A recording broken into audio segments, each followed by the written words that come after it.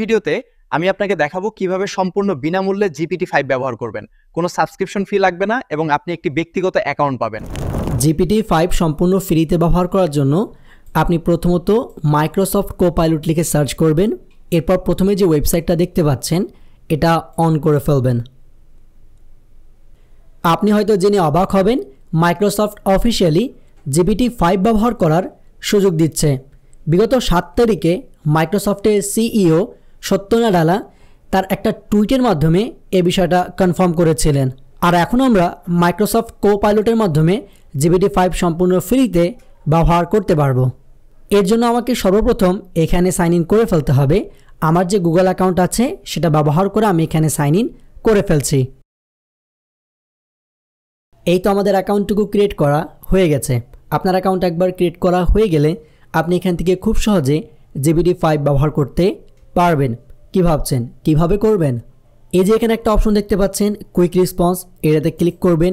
এখানে আপনি 4টা মডেল দেখতে পারবেন, যেটার মধ্যে লেটেস্ট একটা মডেল অ্যাড হয়েছে স্মার্ট GPT-5। এটা কিন্তু মাইক্রোসফট আপনাকে ফ্রিতে দিচ্ছে এবং GPT এটাকে লাইসেন্সড করে দিয়েছে। এখন এখানে আপনি সব কিছুই ব্যবহার করতে পারবেন সম্পূর্ণ ফ্রিতে। সো আমরা স্মার্ট GPT-5 এই মডেলটা সিলেক্ট করব এবং তারপরে একে যে কোনো প্রশ্ন করব এবং এর অ্যান্সারটুকু GPT-5 আমাদেরকে দিবে। চলুন এখন আমি তাকে কিছু একটা প্রশ্ন করে ফেলি।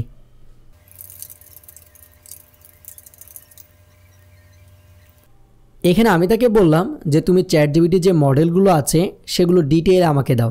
সে কিন্তু এখানে দিয়ে দিয়েছে। আপনি চাইলে তাকে এখানে বাংলায় প্রশ্ন করতে পারেন, যেমনটা আমি করছি।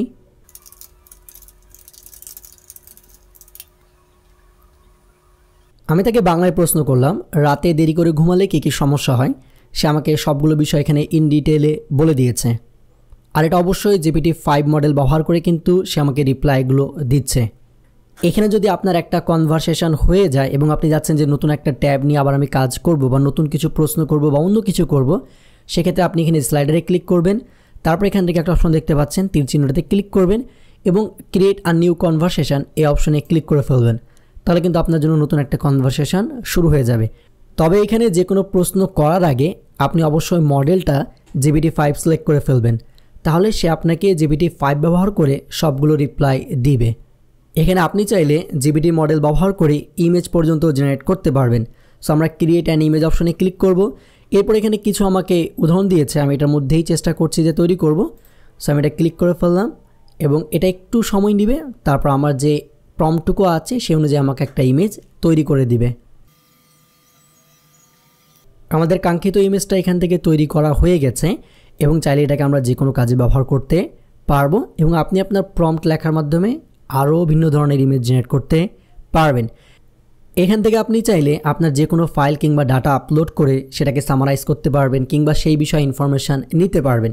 এই যে প্লাস আইকনে ক্লিক করবেন, তারপরে আপলোডে ক্লিক করবেন এবং আপনার যে কোনো একটা বিষয় বা ডাটা এখানে আপলোড করে তাকে প্রশ্ন করতে পারেন। সে GPT-5 ব্যবহার করে আপনাকে রিপ্লাই করবে। ঠিক এভাবেই আপনি GPT-5 সম্পূর্ণ ফ্রিতে ব্যবহার করতে পারবেন, যেটা আপনাকে মাইক্রোসফট দিচ্ছে। ভিডিওটিকে ভালো লাগলে অবশ্যই লাইক করে ফেলবেন এবং আপনার যেই বন্ধুটা ChatGPT এর সাবস্ক্রিপশন নিতে চাচ্ছে তাকে ভিডিওটা শেয়ার করে ফেলবেন। সো আবার দেখাবেন নতুন এক ভিডিওতে নতুন এক টপিকের সাথে। তখনকার জন্য বিদায় নিচ্ছি। আল্লাহ হাফেজ।